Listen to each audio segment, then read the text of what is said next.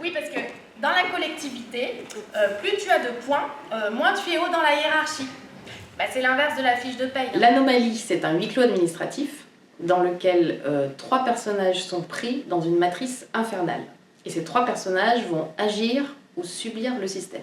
Tic-tac, tic-tac, tic-tac, hop, vous badgez, on vous compte votre temps de travail, votre temps est compté, c'est fabuleux.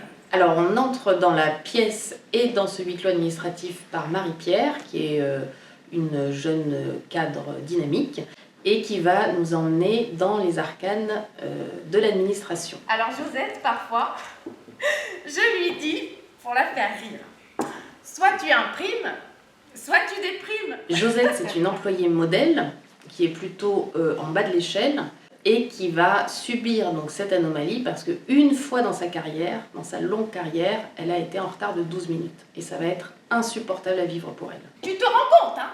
30 ans de carrière, alors de bons et loyaux services, et pour 12 minutes, un jour. Pour 12 minutes, une fois, on me dit anomalie.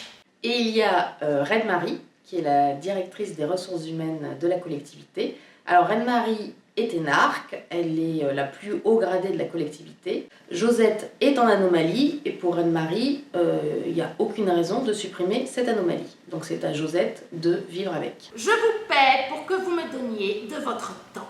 Je vous paie et je vous demande simplement votre temps en échange. Rien de plus. Vous me donnez vos 35 heures par semaine et je vous donne votre salaire. Rien de plus. Josette, je ne vous demande rien de plus. C'est une pièce que j'ai tout de suite eu envie de mettre en scène parce qu'elle représente un univers un petit peu fou.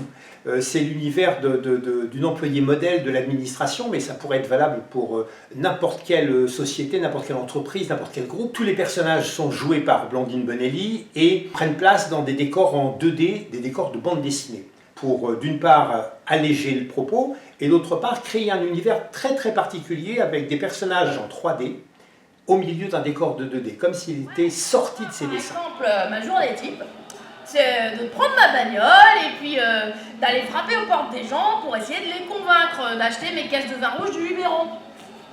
D'accord, tous les jours tu fais ça.